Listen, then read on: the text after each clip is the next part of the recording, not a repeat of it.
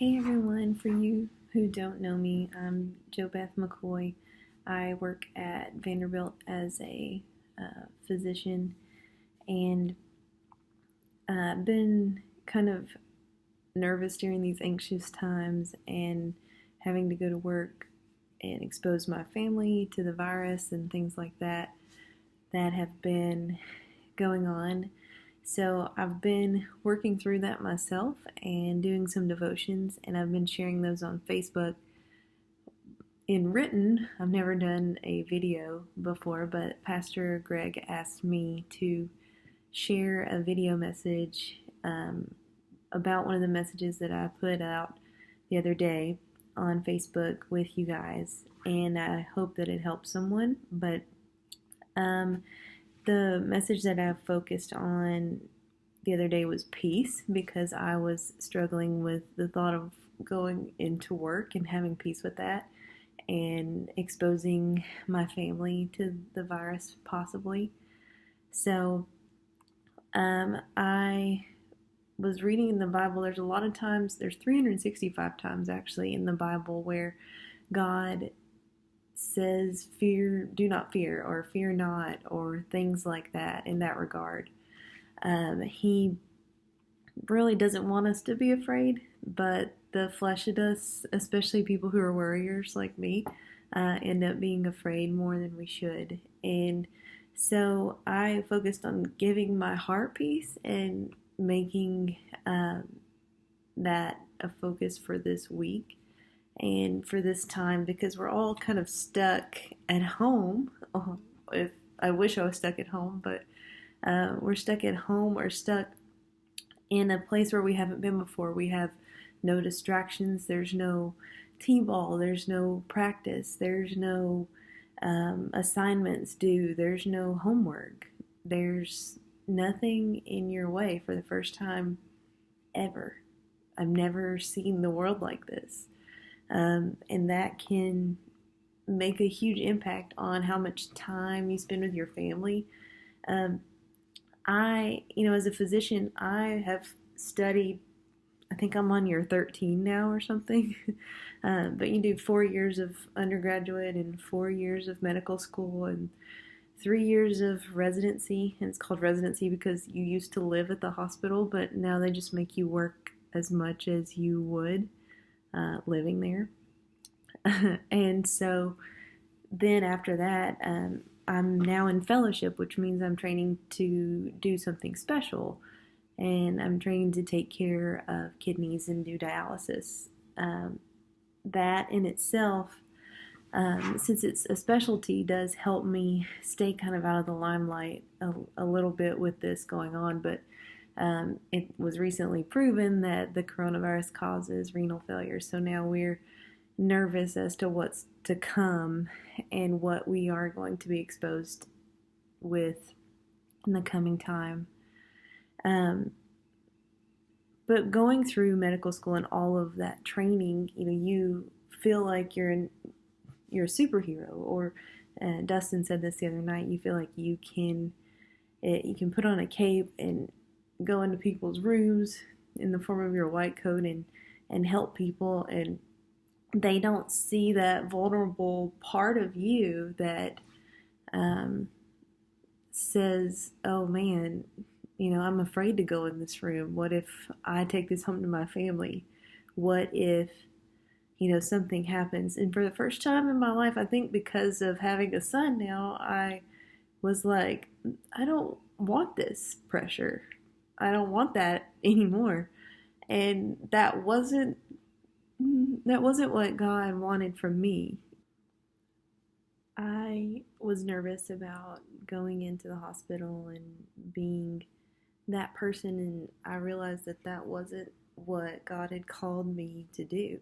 That's why I'm in medicine. It's because I wanted to be that superhero in the cape and to do that part.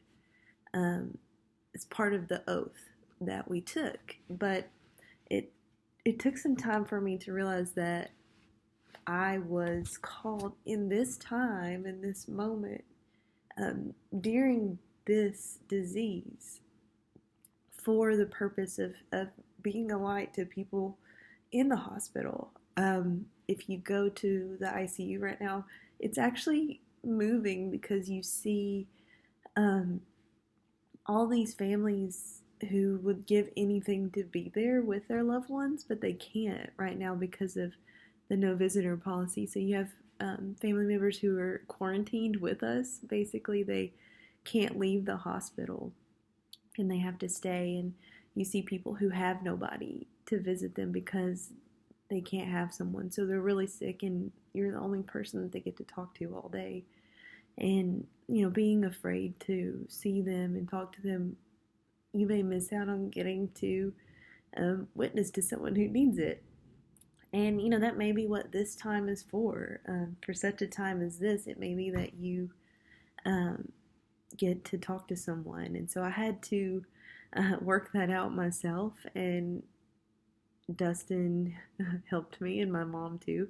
They're always telling me to get off my pity pot and do what I'm supposed to do. But Dustin told me, he said, you have to have faith in what's happening. Like you're here in that time, and it's gonna be all right because you're supposed to be there. So he's gonna protect you from whatever could happen.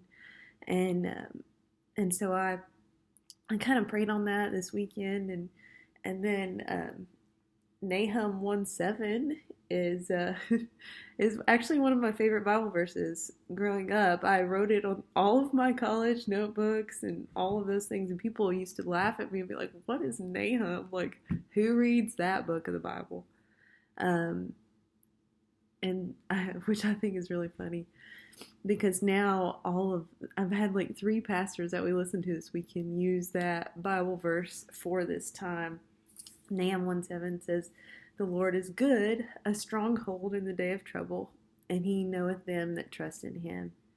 So he knows our troubles in this time, and he knows what has to be done in order to make this a time of learning and growth, and a time for us as Christians to step out of our comfort zone and to reach those who have been unreachable before.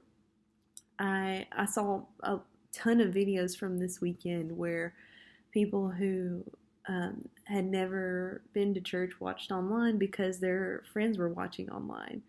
So rather than going to church with them, they went to church. And then people like us who go to church every Sunday miss out on some other services because they're not online. And now we can watch 5 services in a day if we want to. So we could have church all day. And I really enjoyed getting to watch all the sermons online, and it really makes you think. This verse really helped with peace, and so I wanted to read it.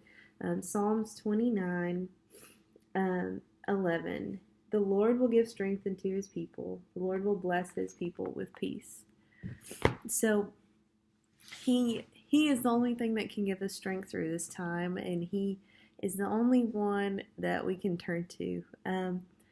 If you want to follow me, I'm going to keep writing throughout this time. I don't know why, but I'm an artistic writer as a side note when I have no free time. But God likes for me to share my heart sometimes, and so follow along for maybe some more of those. And I'm going to leave you with this song and a prayer for us to find peace. And if you guys like contemporary Christian music, you can tell by us that we're more traditional, but just to have playing in the background in my house, I like to have contemporary Christian music while I'm cooking or taking care of Colin or playing with him. And if you have a Echo or Alexa, then there's a skill that you can get her to use called Worship 24/7. And if you don't have that, there's actually a website called Worship 24/7, and it plays songs and devotionals and things like that all day long, and it's been such a inspiration for me. But I will be praying for you guys throughout this week, and keep praying for us on the front line. I don't like to say that because I don't really feel like I'm on the front line, but I do have to go to the hospital this week every day. And so just pray for those nurses who are in close contact. The ones in the doctor's offices, I feel like, are a little bit more vulnerable than we are because we know where the patients who are positive are, and they don't know what they're coming into contact with. So um, just keep in prayer this week for that, and continue to pray for peace on our country and peace on our household, and do the right thing and stay home for your family and for the control of the virus. It is real, and it could get worse if people don't stay home. So stay safe, and God bless.